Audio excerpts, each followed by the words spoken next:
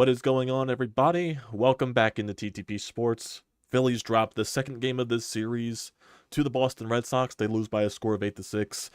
Definitely many factors in this game. A lot of stuff did happen. Offense left a lot to be desired. They should have scored way more runs against Nick Pivetta. Left way too many runners on base. Did not get many hits with runners in scoring position. Cristopher Sanchez looked very shaky with all the days off, including with the London series and all of that stuff. He only goes 4 innings, and then,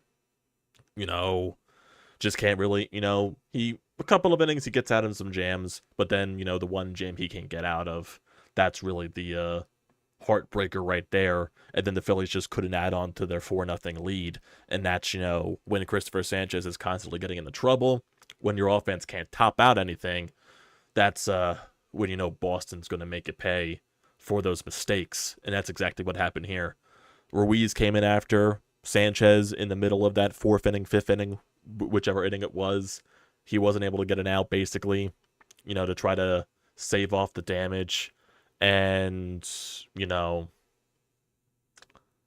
just not the best looking game. Not the best looking game.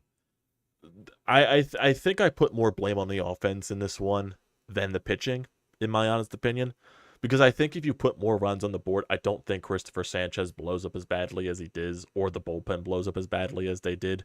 Look, I know Cristopher Sanchez got rocked. I know he was giving up a lot of hard contact. Phillies left a lot to be desired, though, on the base paths. Not on the base paths specifically, but they just were not able to get those extra runs home, especially when you get the first 3 base runners in the top of the 1st inning all on base.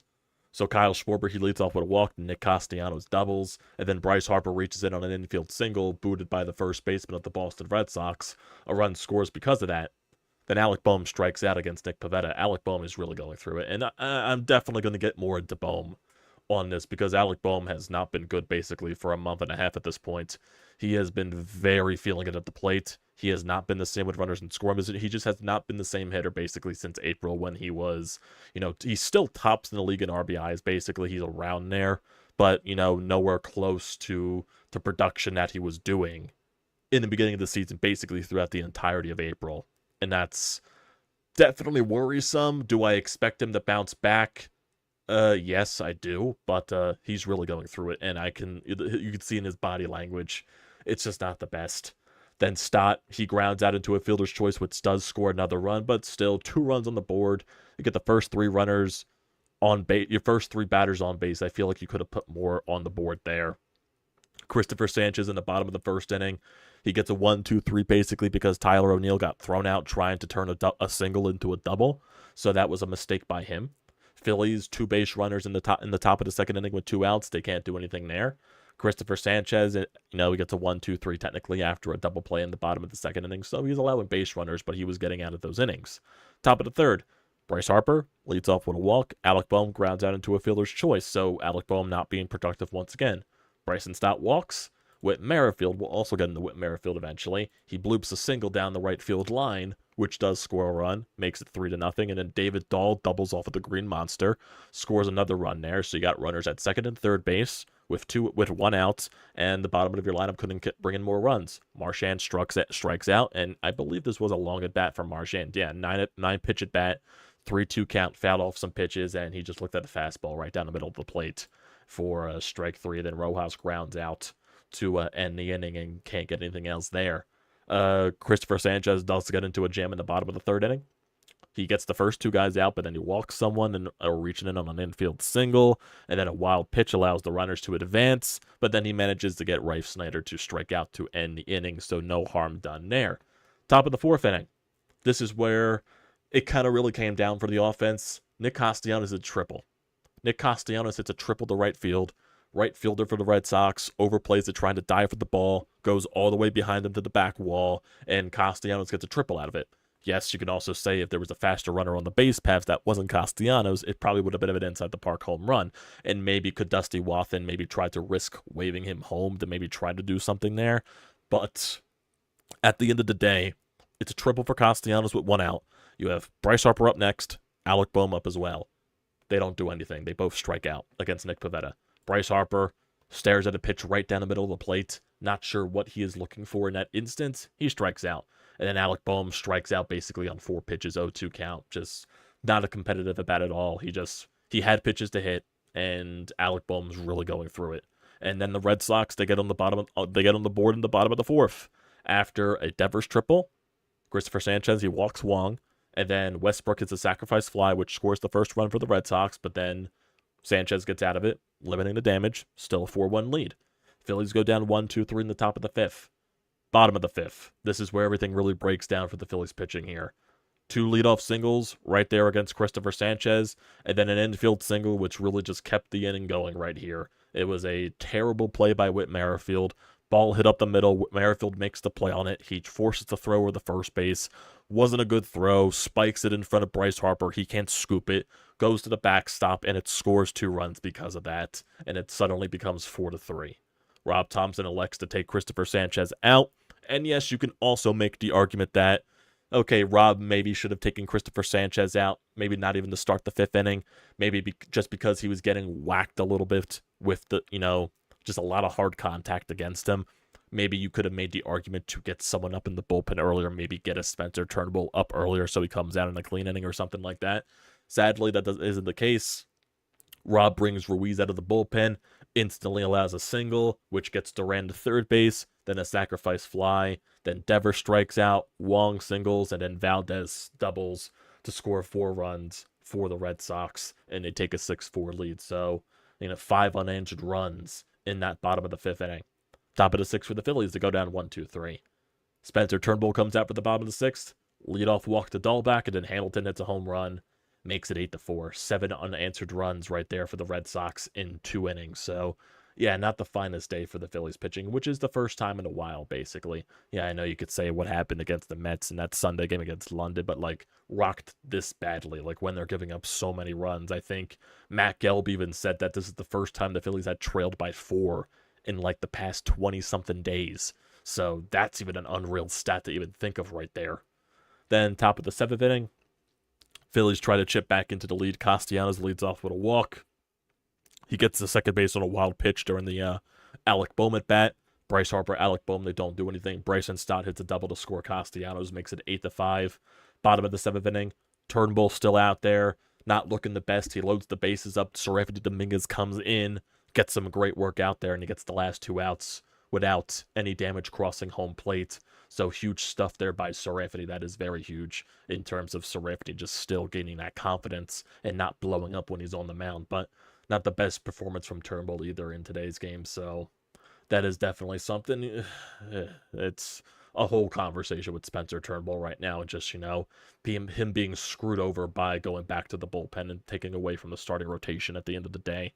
Top of the 8th inning, Kyle Schwarber with a 2-out single. Nothing really happened there. Bottom of the 8th inning, Gregory Soto. He allowed a couple of base runners, but he got out of his inning unscathed. And then top of the 9th inning, Bryce Harper, ground rule double. Boehm then hits a sacrifice fly. Scores Harper after he got to third base on a balk by Kenley Jansen. And then Stott strikes out. Merrifield walks with 2 outs. And then David Dahl swings at the first pitch, and he flies out the right field. Shallow right field, that is. And this game ends 8-6. So there's definitely blame to be put on a bunch of ways here. Offense, I don't think they scored enough early in the game to at least allow Cristopher Sanchez to feel a little bit comfortable. But then you can also say, Cristopher Sanchez, you have a 4-run lead. You shouldn't be allowing this many hard contact. And yeah, this is definitely the first time in a little bit that Cristopher Sanchez got roughed up there. It definitely looked a little bit rusty with all the days off. So a lot of guys are getting, so many days off in consecutive days here just because of that travel to London. So I think Cristopher Sanchez just felt it a little bit there. It happens. I'm sure he'll bounce back for his next start. And yeah, I'm not worried about the pitching long term in that situation. It was just first time in a while that the pitching really got roughed up that badly consecutively in a game. So not really concerned too much there. It's just the offense. They need to start hitting more with runners in scoring position. They need to start driving in runs more consistently. Yeah, they scored 6 runs today and they allowed 8. So I guess you can also blame you. Yes, sure, there is blame to the pitching at the end of the day. But I just think that against Nick Pivetta, he was leaving a lot to be desired. 4 walks for Nick Pivetta. He allowed 6 hits, 4 earned runs. I just think he let him off the hook. And then he really just couldn't touch their bullpen. So At the end of the day, it is what it is. Bounce back tomorrow, get the series win. That's all you can do now. But let's go into Alec Bohm, because Alec Bohm just has not been good for the past month and a half, especially just in general. His body language looks terrible. Looks terrible out there. It's crazy. And then, yeah, also that error by Whit Merrifield kind of allowed that inning to extend even further. Yeah, it's not guaranteed if, Whit Merrifield just eats that ball and allows just the runners to advance at the end of the day. Yeah, it's not guaranteed that Cristopher Sanchez gets out of that jam either, and he still allows some hard contact and some runs to score. But I think that error just, just continued to spiral things out of control there by Whit Merrifield, and it was just insane. It just was. It is what it is. But I want to go to Alec Bohm and just look what his numbers have been basically since the month of May. So if I go to his baseball reference for this, not ESPN, unless ESPN would actually describe it. So if I can go to his recent games here we go. So if I look at his numbers so far, just Alec Bohm in general.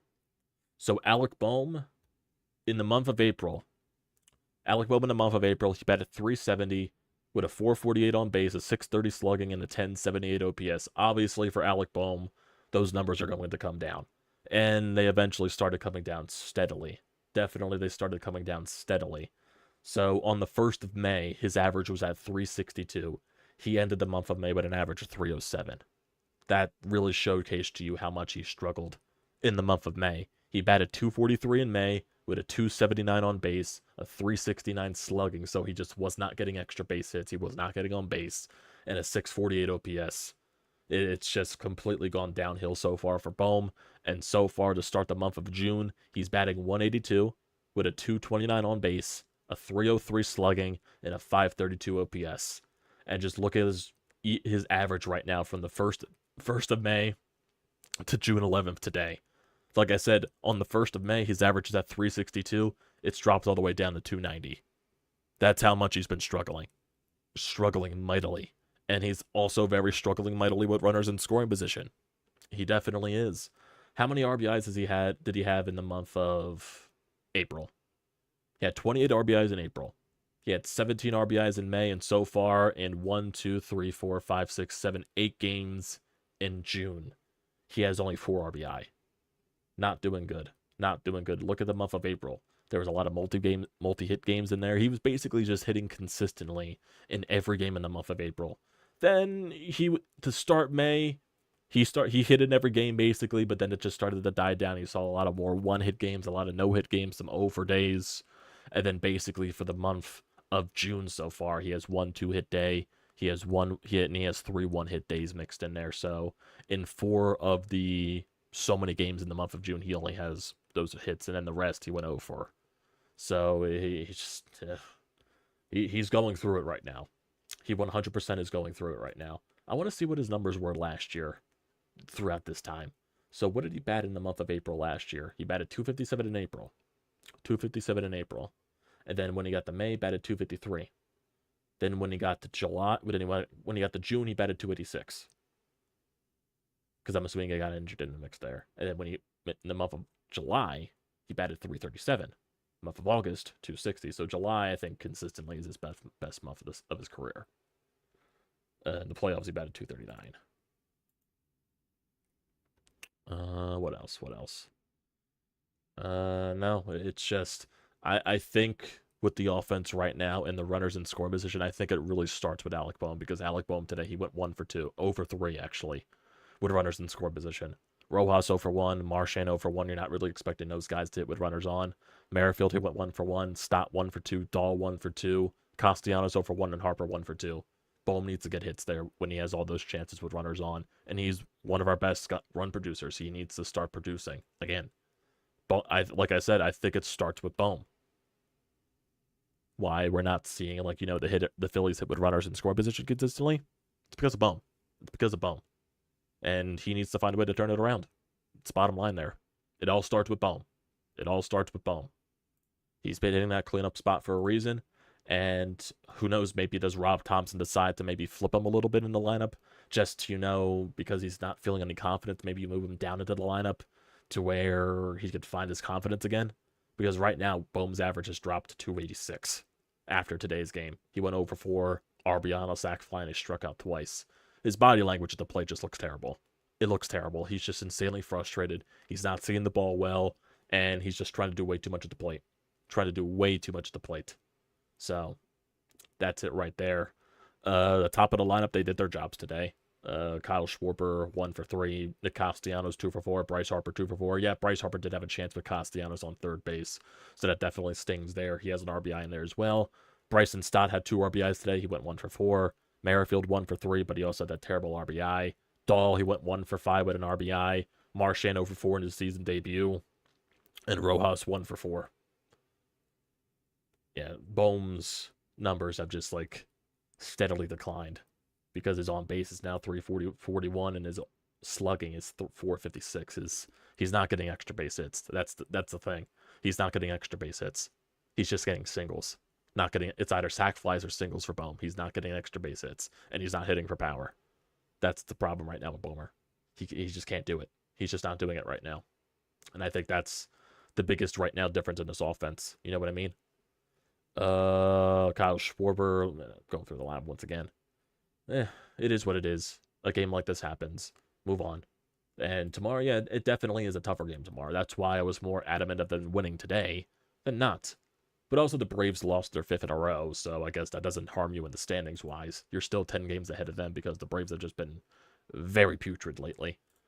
In tomorrow's game, it's Aaron Nola against Howick.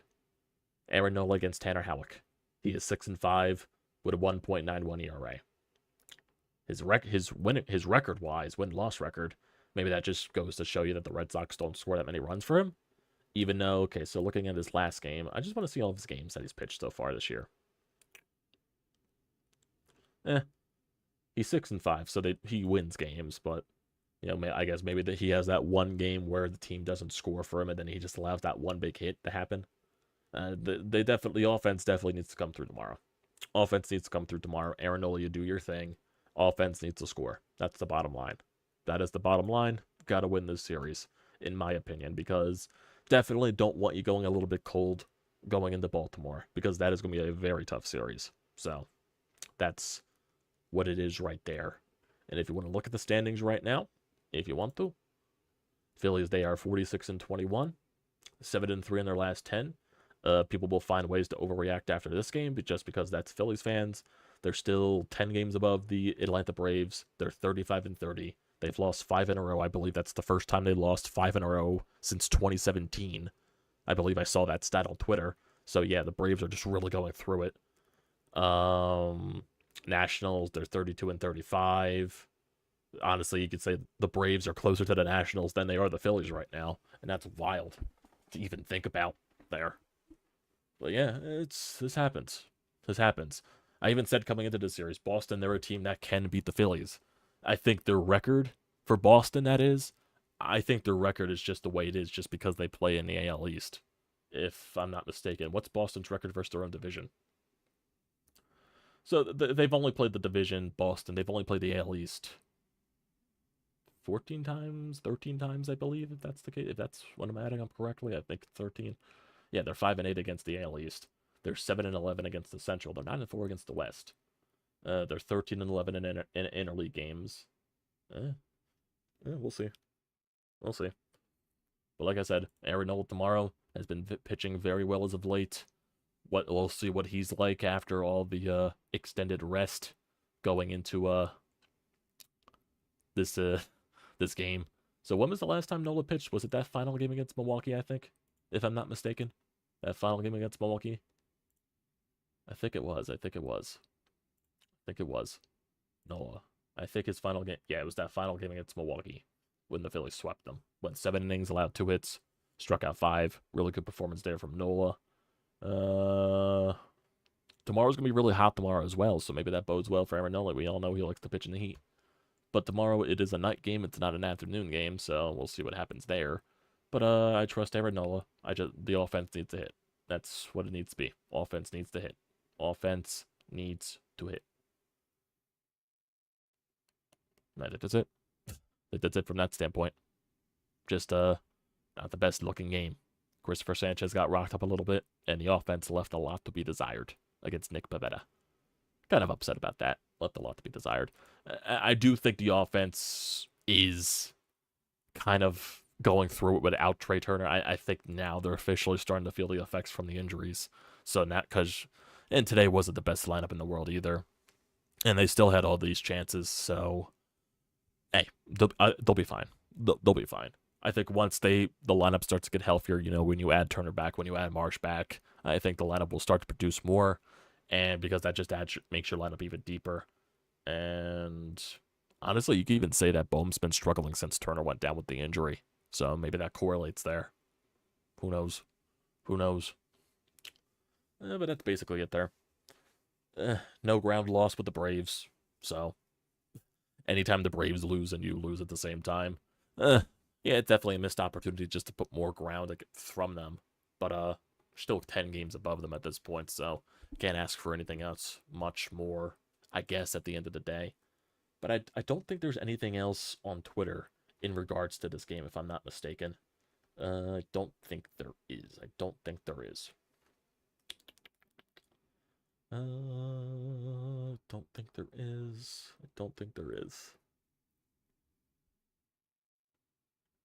No, I'm not seeing anything here about post-game, anything here from Rob Thompson, nothing from here.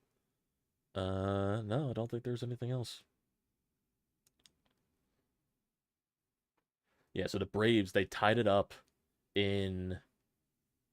for their game against against Baltimore tonight. So they were losing 2-0 going into the top of the 8th. Matt Olson tied it with a 2-run shot, and then they gave up a 2-run shot in the bottom of the 8th for the Orioles to win the game there. Who hit the home run for Baltimore? If I'm not mistaken, was it Mountcastle? Who was that? Is that Gunnar Henderson? Nope, Colton Cowser. He's the one that hit the homer. Holy hell, that is loud. That is loud. No, I don't think there's anything else in regards to anything from this game. It's just a game that happens, so, take it on the chin. Take it on the chin. This is probably the worst, I would say the worst overall game the Phillies have played in a little bit. Just from an overall product standpoint, from the pitching and the hitting and the defense. So it's they bounce back when they have games like this. So I'm not really concerned at the end of the day. I'm just trying to see if there's anything else that could just describe the game here. What else?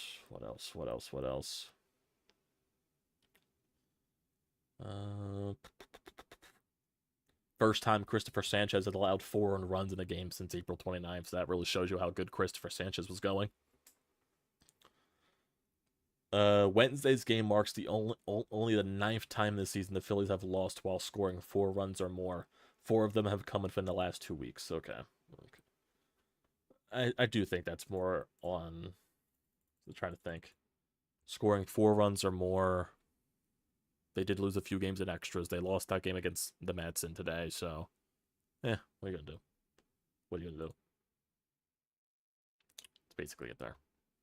Yeah, not much else going for this game. Not really. So, yeah. Get to you guys here in the comments section, in the live chat, actually. And then we'll end it off. No voicemails or anything like that. So, we will get to you guys here. Owen, I won't be really mad. It really won't be that mad if we lose this series just because we will bounce back. I would still like to win this series. I wouldn't want to lose the series, you know what I mean? I've already done my All-Star ballot, but I could also always do another one. I could definitely always do another one on a live stream at you guys. Turning point, IMO is not sending Castellanos home on the triple. Yeah, I could definitely see that. Would have scored easily when Harper and Bohm struck out. Game changed.